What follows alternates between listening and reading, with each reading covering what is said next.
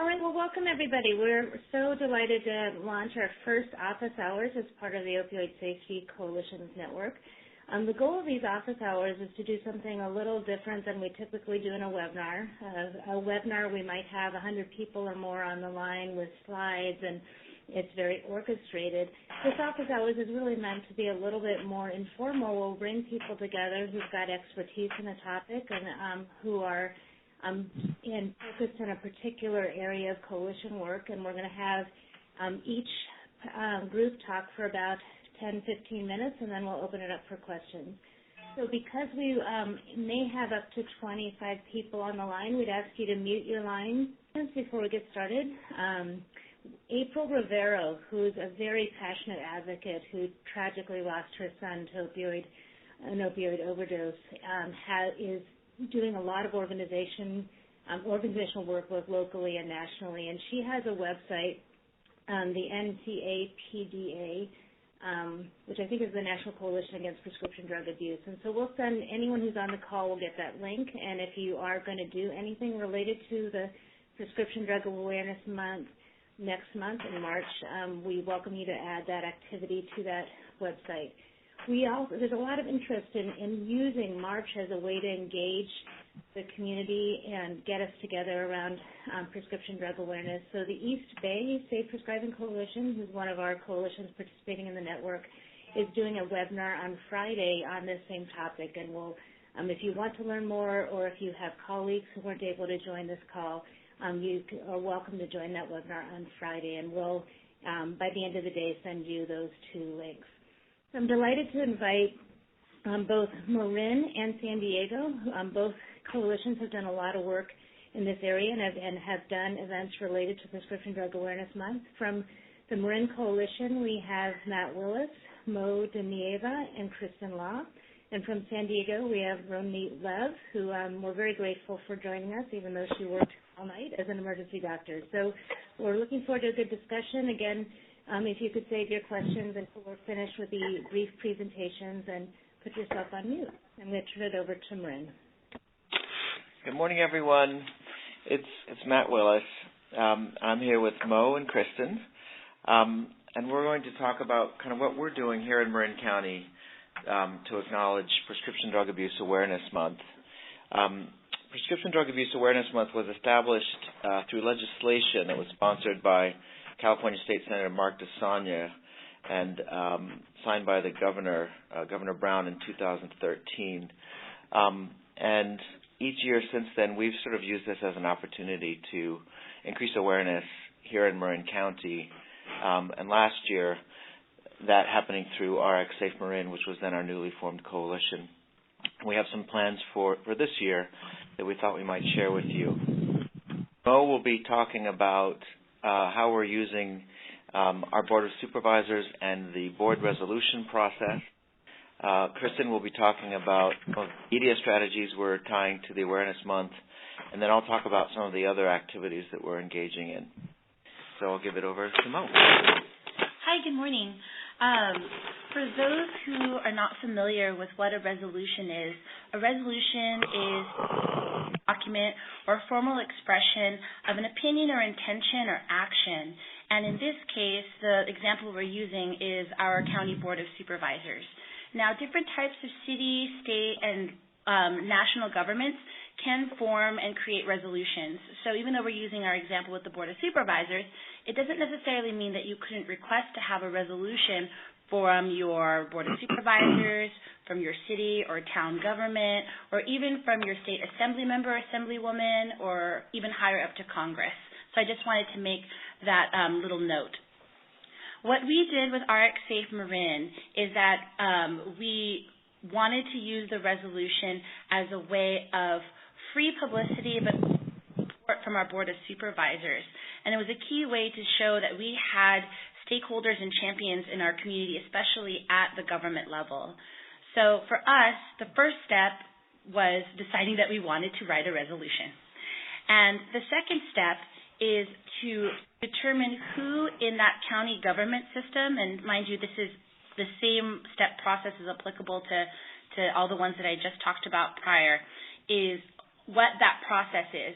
if you know that March is Prescription Drug Abuse Awareness Month, you know that you need to talk to someone actually right now, this week, in your county government system about what the calendar looks like to be able to submit a resolution.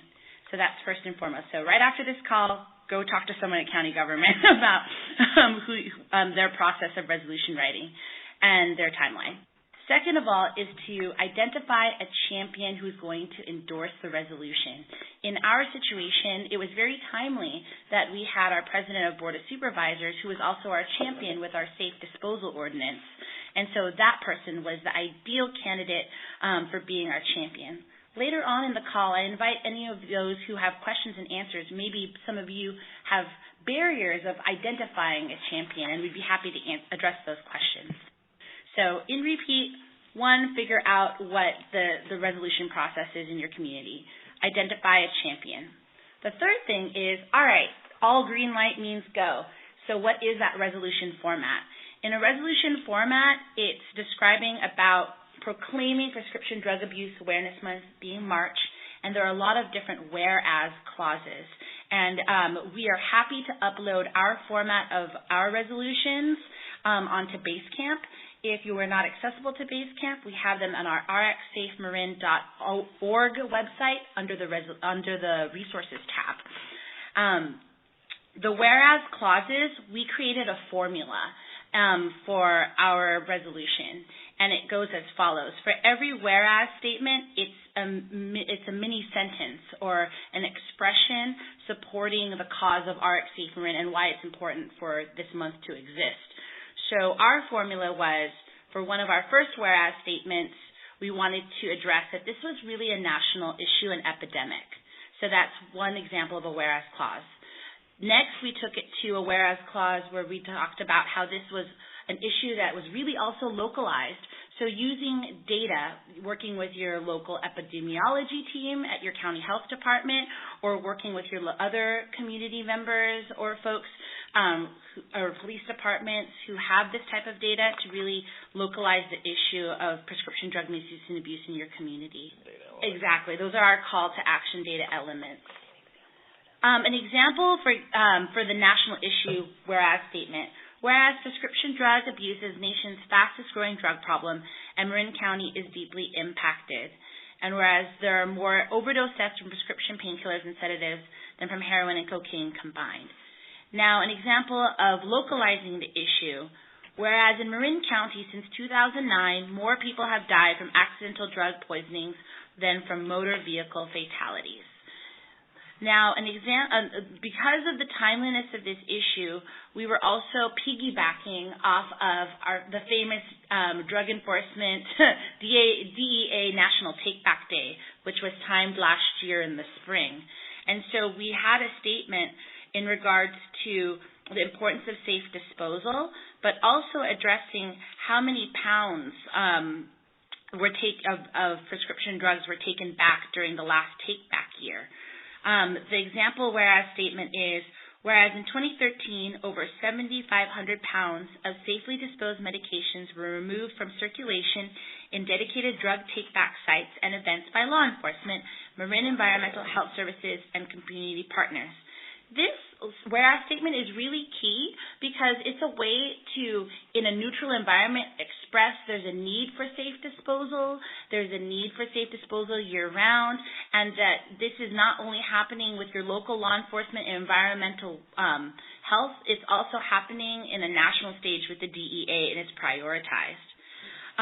Finally, the key thing with all of these whereas statements is the bottom line whereas statement where you express the mission of your coalition or your group. This is another neutral point to be able to express your ask. And so for us, we used the description of what RxSafeMarin does, and just as a reminder that this is beyond March, that this is a year-round epidemic that needs to be addressed. So whereas Marin County is proactively addressing this problem through RxSafeMarin, a community-wide coalition representing several county departments, community advocates, agencies, parents, pharmacists, and healthcare partners. At any point in time when you have a resolution, whether it be state, local, etc., it's an opportunity to really highlight what's going on in your community with data, highlight what's going on in your community with, personal stories where appropriate, but really just to show that you are a group or a coalition that's here to stay and that there's a purpose for you and that this is truly an epidemic beyond March. And it might help to have just a visual of what the resolution, when it's actually read, kind of what the format is. So where does it live? Mm-hmm. So it lives in a Board of Supervisors meeting, which is televised. Usually anyone can look in from the community. It's the way for the elected officials to sort of officially declare what their priorities are to the people that have voted them in. And typically the resolutions will be actually read at the meeting by the champion out loud, word for word. So there's a sort of a proclamation sort of sense to this as a way of formalizing things that are otherwise more informal narrative as being things that the government itself is claiming as true. And usually, depending on your government community, there's a time for public expression and opinion from people in the audience. So this is where you can be strategic and have your different champions, of course not overflood, but you can have key stakeholders in your coalition to be poised with talking points and to be able to stress other points that weren't discussed in the resolution to support it, like maybe 4 to 5 different speakers after the resolution. But then again, I caveat it with it depends on your government or your town system, because maybe you don't have opportunities for public expression after a resolution is read. One of the issues that's come up with all of the coalitions is the sustainability question. And most of you have been granted funds for a year and a half, and the question of then what in terms of funding. In Marin, our funding is $100,000 a year from the Board of Supervisors, half of which goes to Mo, who is our backbone, and the other half to some of the elements that the action teams are pursuing, little small grants to them. But this might, one way of approaching sustainability is to make sure that your elected officials understand the importance and the value of the work that you're doing within the coalition, so that it may find its way into general fund support after the interval of grant-based support ends. Good morning, everyone. This is Kristen. I'm a prevention coordinator for Marin County, and I do lots of coalition work, so I'm really excited about this. I'm going to share just some pieces of, media to think about. So one benefit of having a Prescription Abuse Awareness Month in March, right before there's a DEA take-back in April, is that you can piggyback off of these external sort of calendared events and use them to push your messaging out to the community, whether that messaging is increase awareness of take-back, increase awareness of the risks of prescription opioids, or whether it's to increase membership into your coalition. So some example messages that we've come up with over the years in various coalitions is using the idea of spring cleaning. So clean out your medicine cabinet, drop it off at your take-back, and then so that's increasing awareness of your local take-backs. Another sort of message we've used around this is spring forward into action, so aligning with the fact that daylight savings time is coming up, so it's spring forward. So springing forward into action, join your coalition, spring forward into action, clean out your medicine cabinet, spring into action, adopt this resolution, whatever it is, you can really play on some of these already calendared events that people already have an emotional connection to. And some of the things we've done this through are press releases, op-eds and editorials. We do paid ads through Facebook, and I really encourage folks to look into that. You can set how much you want to pay. So it could be $5 a day, it could be $20 a day, it could be $5 a week. Obviously, the more you invest, the more people you reach.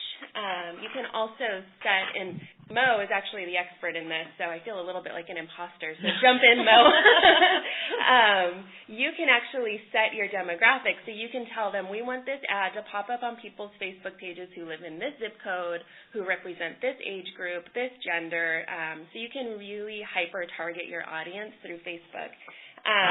Drive people to wherever you want. If you want them to be driven to your Facebook page, if you have one, if you want them to be driven to your coalition page, or if you want it to be driven to your local drop-off sites, you can set all of those controls in your Facebook ad.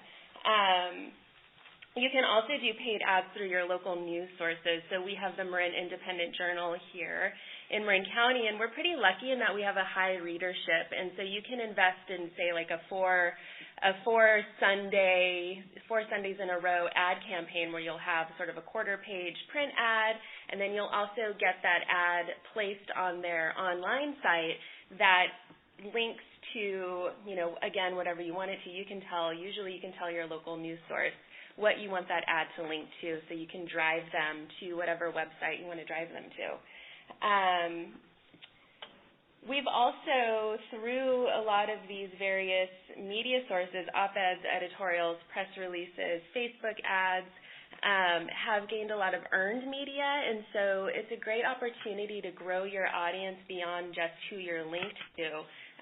If you have local coalitions in your community outside of your current coalition, this is a great way to link with them and have them spread your messages too. And if you haven't already liked our Facebook page, RX Safe Marin, please do, and you can see Mo in real time how she's using our social media to drive folks and to our website, to our Facebook page, and to other external resources.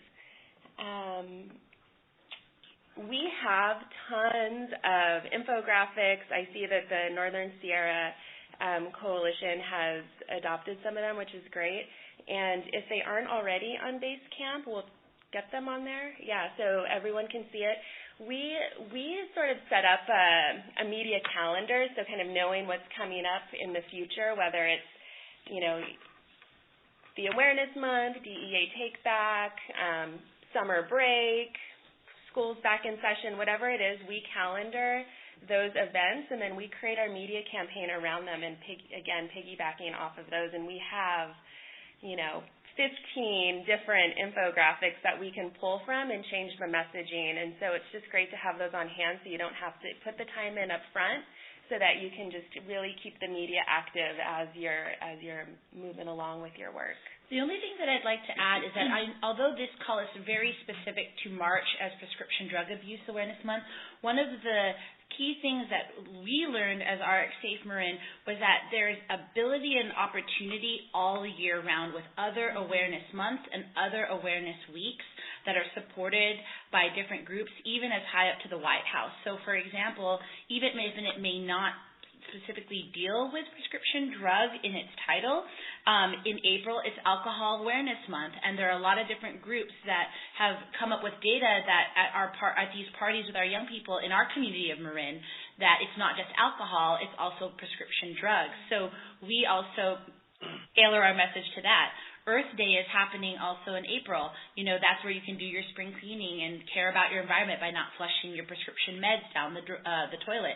And also there's a National Prevention Week. So if you want to also focus on that spectrum of prevention, you can have a whole week series.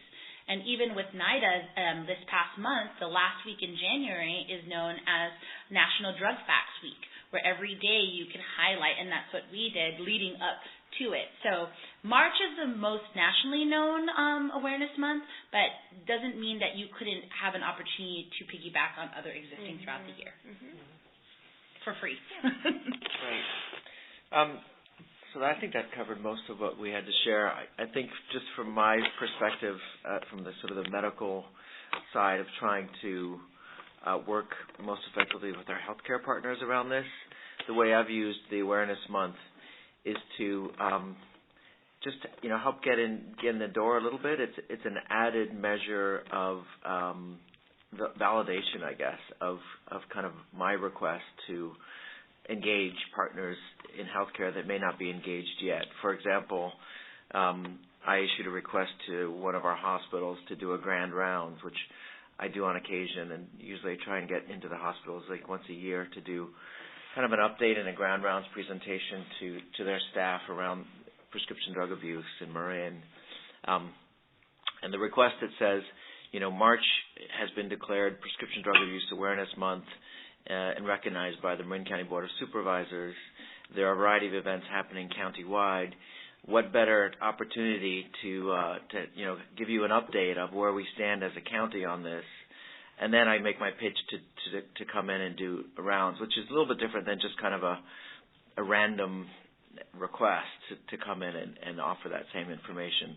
So there's a degree of validation to any request you have when you're trying to invite external partners into the dialogue by mentioning the fact that it connects to this kind of explicitly prioritized countywide event. Another way we've used it is that we've been trying to be strategic in terms of when we put out our latest information regarding our mortality stats, because we've seen a decline in overdose mortality in Marin County last year for the first time in a while. And we think that's an important success story to celebrate, but we want to be strategic in how we release that information to have maximum impact. And we've made a decision to tie that to when the Board of Supervisors recognizes March as Prescription Drug Abuse Awareness Month. At that board meeting in the beginning of March will be kind of the tied to the press release around the improvement in our mortality rates. So it's just thinking creatively about how to link any of your messaging to the Awareness Month. And I think that's what we've got for Marin. Great. Well, thank you, Mo, Kristen, and Matt. I really appreciate you sharing your insights. And the Marin Coalition has not been around that long, but it was both the work in Marin and the work in San Diego that inspired us at HCF to support other coalitions doing similar things. And there's no reason to reinvent the wheel since we've got so many great ideas across the state that we can learn from. So Dr. Renee Lev, an emergency physician who's led efforts both in San Diego and statewide on this issue. So Renee, if you could talk with us about what types of things you've done related to Prescription Drug Awareness Month. So thank you, Kelly. And it's always great to hear about the great things that Marin County does. So that was a great presentation. What I did in preparation for this call really yesterday is to email some of the heads of our executive committee in our coalition and ask them what they've done, what they're doing this year, and what have they done in the past. So we have a fairly mature coalition. It's been in existence since 2008, and the medical community only joined in 2012. So they've been doing things for a long time. And then and I'll try to go through examples of what each segment may have done. So, for example, part of our coalition is public policy, and what they've done is similar to Marin County. Is last year they submitted a resolution to the Board of Supervisors that supports March Awareness Month. So that's one example. We divvying on that in the past when there are little things. Things to happen, for example, supporting cures, resolution or SB 809, then we took that to our Board of Supervisors, and the County of San Diego can be behind that legislation as well, not necessarily related to March month. The other thing is also similar to Marin, is each time there's a take-back program, law enforcement even take out a whole page ad in the San Diego Union Tribune to advertise that. And that's another idea because that's coming up in April, and you could take March as an opportunity to just divvy on that's something that's happening. and that's usually carried on by law enforcement as well. Our medical community, we've had different events. For March last year, we had a lot of planning, and we put on an interdisciplinary conference, multi-specialties, that was sponsored by and paid for by Kaiser Permanente, and also sponsored by the Medical Association, so it could reach out to the entire medical community, both primary care and behavioral health and multiple specialties. And we did a whole day conference with CME, and that was preceded by a media event that took out our One Vision San Diego with 5 points that we recommend for the medical community. And those points were encouraging the use of cures, one doctor, one pharmacy for all chronic medications, using medication agreements, avoiding mixing benzodiazepines and opioids, and honoring the emergency department guidelines. Also, for the medical community, each time we succeeded in, using our emergency department guidelines or the medication agreement or this One Vision San Diego, we had a media event not necessarily related to March Awareness Month, but we made sure that we gave a media opportunity for each one of these big accomplishments with the associated people from the medical community presenting to the media.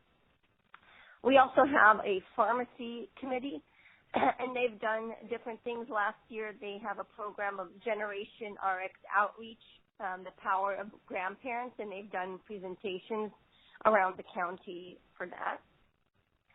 And then we also have, as part of our coalition, Hope Together Foundation, which is by Sherry Rubin. Her son, Aaron Rubin, had an overdose from oxycodone that he got addicted to from a sports injury, and is paraplegic. And Sherry and her son Aaron go to multiple schools. They've done 100 presentations in the media and in community over the years. And Sherry said that for March she has 6 presentations planned in San Diego, Orange County, and Big Bear. They're doing Narcan training programs during the month, and they're promoting the April Take Back program. So that's the things that Sherry is doing. For media events for this year, we're trying to get on to KPBS, which is a longer segment than a regular news media, in order to talk about our death diary. So that's a subject that many of you may have heard of. We've done some publications on that, but we haven't had a full media event about that. So April may be an opportunity for us to get that television segment to talk about those death diaries and dovetail on a March Awareness Month. But from all these events, what we said is kind of like what they said in Marin, is that you could promote a lot of the things that you're already doing for March, but we have events going on year long. In October, we have Red Ribbon, and we have, promote things based on that, and we do presentations year long to medical staff and hospitals and communities. So there are things that are already happening. And I think the best advice I can give is you need to tap into the resources you have in your community, because I promise you that there are people who are already doing things. And if you just take that under your own, coalition and promote what they're doing, then that kind of becomes what you're doing for March Awareness Month. Because there's independent groups and parents. I just presented in Orange County a couple weeks ago, and there are parents who are spending their own money to buy Narcan and do training and promote that for people who are coming out of prison and other events. And you take those people and put them as part of your coalition, and now you have another activity that you could be promoting and getting people under one umbrella. Because I'm sure that there are a lot of similar events are already happening in your backyard and that you can promote. I know that several coalitions are having kickoff events, and if your kickoff event happens to be somewhere around March, then that could become your, March activity. But in summary, I think that you could take March, and anything that you're already doing or plan to do can be your March activity. But don't forget that there are things that you could be doing year-round. It doesn't have to be just on March. And that's an opportunity to find out what's already happening in your community and promote that. Marie, thank you so much. That was very, very helpful. And even though I've been immersed in this, I've learned a lot in the last half hour. I never thought of using Facebook ads. It'd be great to see something other than eye wrinkle cream, which seems to be the thing that pops up over and over on my Facebook. It'd be great to see something relevant. So the Facebook ad's a great idea. You broke down resolutions into something that seems very easy to do, as opposed to potentially intimidating if you've never worked with boards of supervisors before. We've talked about strategically releasing data and just promoting what you're doing already or what other groups in your region are doing. We often have this knowledge bias where we are so busy doing things, we never think that others might be interested. We never think about how to magnify our impact through letting others know what we're doing and using these months as a key link to be able to get excitement around media or the public. And I really want to call out Mernit's suggestion of bringing out the family stories. Any event that CHDF has had where we've brought in a person who describes their own path of addiction and recovery, or someone who talks about a family member, either a tragedy that involved a death or a survival story that involved recovery. These are very powerful moments and help people connect to why this work is so important. I also want to say on Basecamp, Emma Dudas, our communications expert, put out a document that has all of the awareness months that you could potentially link to. So if March is just too soon and you can't get things running quickly enough, there's a lot of opportunities. April has National Public Health Week. There's a lot of opportunities year-round, and I'm glad that the folks from Marin and San Diego emphasize there's many, many opportunities. So we're going to now open it up for discussion, and I wondered if people either have questions or if they want to highlight something that you're planning to do in your coalition related to March. I will just share that I sent Kelly our Board of Supervisor resolution, so you could have a look at Marin and San Diego if you want to copy and make one for yourselves as well, so that is easy. And I'll also add that any small activity that you may even find insignificant can be a media event. So every single year we put out our report card with our data is a media event that is chaired by our local Board of Supervisors or politicians that are involved in our coalition, and they're the ones who state the numbers that year. So you could definitely link those kind of activities, your kickoff events as well, in media. So, Marie, I'm glad you mentioned politicians. How was the reception when you reached out to local politicians, and what did you actually do to get their attention? So that's easy for me because, like I said, our coalition was established in 2008, and it was established with law enforcement, public health policy, and education. So on our executive committee, there's a person from our city council who's already on there. So the whole issue and the model of the coalition came after the meth strike force. So that was something that the Board of Supervisors of San Diego, when there was a March epidemic with methamphetamine epidemic and people acting crazy in the street, they decided we need to do something about this, and they created the meth strike force that had policy, public health, education on there. And so when there was a prescription drug abuse epidemic, the Board of Supervisors created the same kind of structure. And like I said, only later did the medical community come. So they're already integrated as key partners in our coalition. And I think other coalitions have that as well. I think Marin, I know when I was up at Alameda County, their kickoff session started with a presentation from someone from their Board of Supervisors. It's not that the Board of Supervisors sets up, the medical issues or the take-back or Narcan, but they provide, the public support for the activities of the coalition and in that public forum. So that's really helpful, because then if you need something like, hey, we want to do a resolution, you instantly have someone to do that. So, for example, Alameda County probably just needs to type it up and submit it to their board, to their one representative that's already part of their coalition, and they can get that done. Ronit, it's Matt. Thank you. I think there's some similarities in terms of our, we have that benefit of having a lot of political support already in place. One of the things that it seems to me from talking to some of the other coalitions is that's highly variable from jurisdiction to jurisdiction in terms of where these coalitions sit relative to elected officials.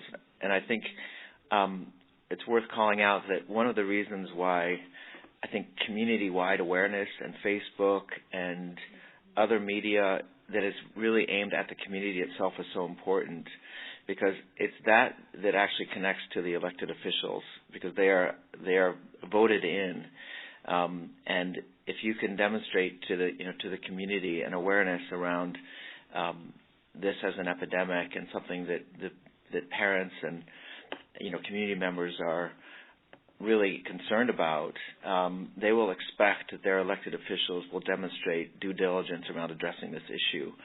So it becomes an important piece of their own sustainability as elected officials to sort of demonstrate that they're supporting your coalition if it's around an issue that the public is concerned about.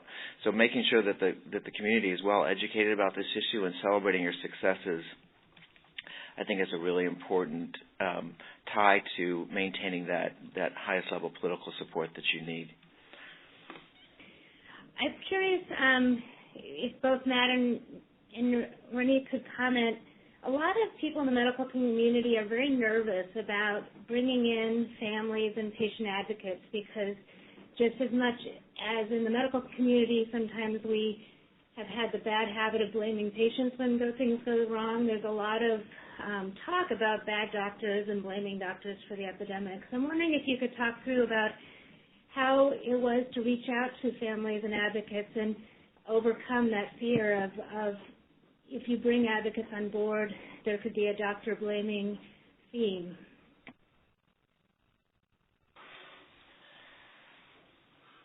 Ronit, you want to? Yeah, sure. I'll take that on. Being involved with families has really taught me the most, and gives me the energy and passion of doing what I'm doing, because that's really what it's all about. And they're the face of the epidemic. And each time I have a patient who's, angry at me and gives, sends comments to, Scripps Corporate about rude behavior and poor bedside manners, etc., I think about parents and their family members who wish someone did that for them so their loved one would be alive. I just recently gave a presentation. There were physicians in the audience, as well as several parents and even young kids who were addicts in recovery in themselves. And I talk about physicians as also victims of this epidemic, because I believe that we are. I believe I've been a victim. I've given prescriptions that probably caused harm and not good in my career, and I explained how that happened and how and the tough situation that we're in, and how on one hand, we want to prescribe it safely. On the other hand, we get sued if we do so. People complain, and our patient satisfaction score goes down. And I find that when you talk about that, and I talk completely in a medical way when I give it my presentation, but when the families hear that, they're extremely sympathetic and supportive and want to help to the medical community. And even though I know there is what we call doctor bashing to this epidemic, and I've been in rooms where I see that happening, when you talk one-on-one and you're we have the same goals that we want to, put an end to this epidemic, everybody's on the same page. And when you're working together towards a solution, there's less finger pointing, even within the medical community. It's not the emergency physicians, it's the primary care doctors, it's those surgeons with the high volumes. When all that kind of finger pointing goes away when you're actually at the table together working towards a common goal. Yeah, I couldn't agree more. When we have family members speak to the medical community,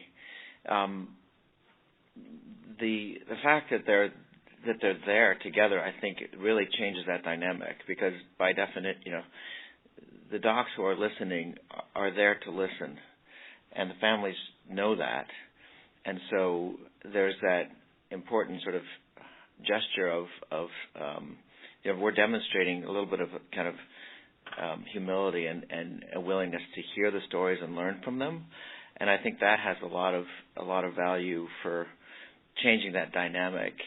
I don't think we're ever going to get away from this fact that there's kind of the pill mill or the bad doc kind of piece over this, and the media tends to sort of exaggerate that.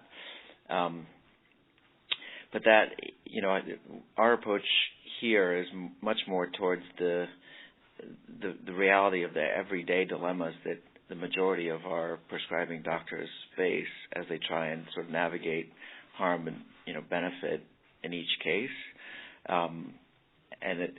So we definitely de-emphasize in almost everything we do the sort of the notion that this is a problem of a few bad docs. That this is an epidemic that we've co-created together and we can solve together, and it's that atmosphere that the families come into, I think.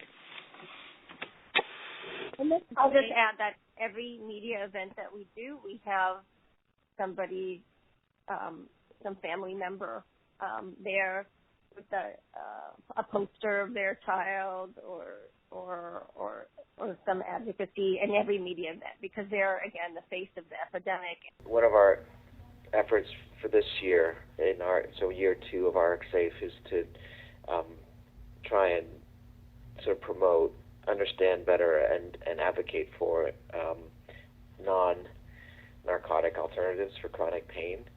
And we're finding that that's really kind of a necessary complement to first year's messaging, which was, no new starts and try and wean people off super high doses.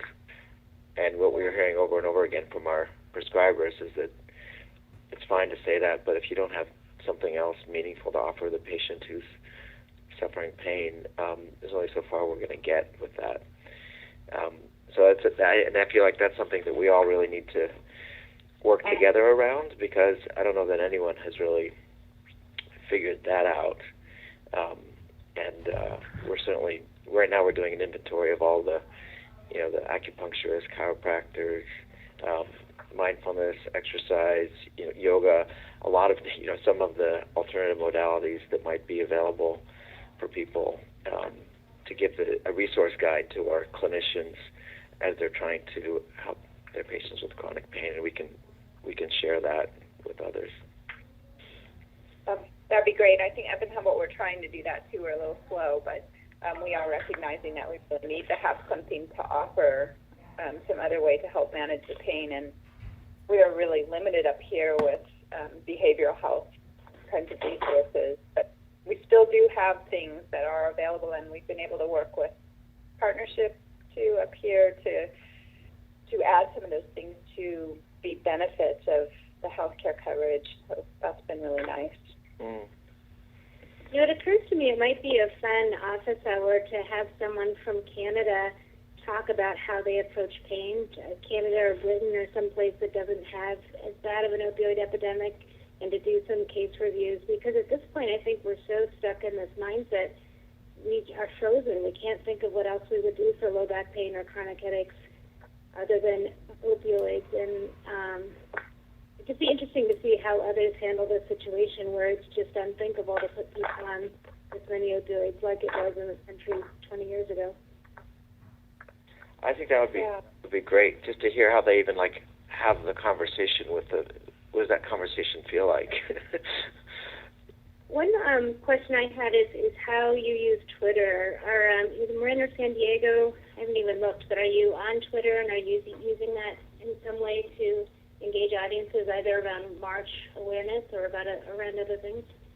This is Mo from RxSafe Marin. Currently, we're not on Twitter. We're in a very unique position where we're a community initiative that's funded by our Board of Supervisors.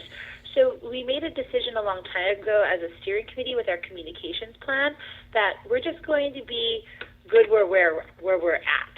So instead of trying to diversify across so many platforms, really focus, because initially we had no money, right, on Facebook in lieu of a website. Then we were able to get a website and focus on those two.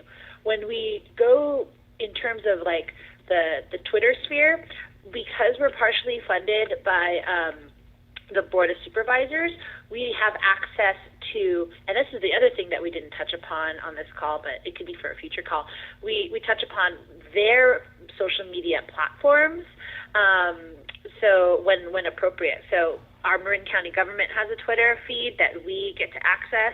Marin County Health and Human Services has a Twitter feed that we get to access, as well as their Facebook pages.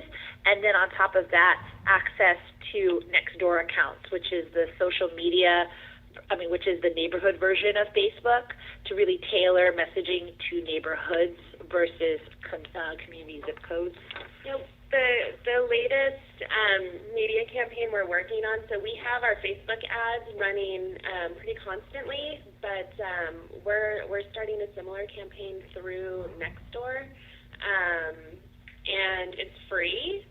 And we're also going to be partnering with our local police departments and fire departments and asking them, because they all have their own Nextdoor accounts, and we're asking them to share posts to raise awareness about prescription drugs during the month of March and April. But to go back to your original question regarding Twitter, it's really an assessment of your group, your coalition.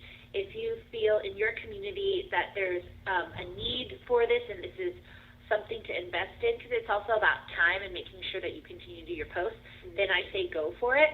But if not, just be good where you're at. If Facebook's enough and getting your website up is enough, then you can try to then see if the next step would be to go to that social media platform. I hope that answers your question.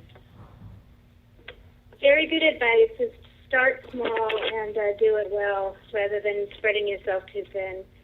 Because, again, I think sustainability is a key thing to be constantly thinking about even as we get started. Any other questions from the group? All right. So, again, I want to thank you, everybody. It was so helpful to have your perspective. We really appreciate you investing the time. I think these small group settings could be really helpful for people to feel like they, even if we didn't get a lot of questions today, to feel like it's much more accessible. I found it was a very interesting conversation. It was easy to follow, maybe especially without slides. We will, again, get together as a group, figure out how to think about these lessons learned we learned today to be able to share them.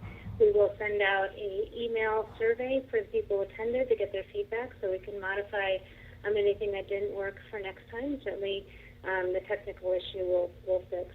So thanks again, and I hope you have a great day.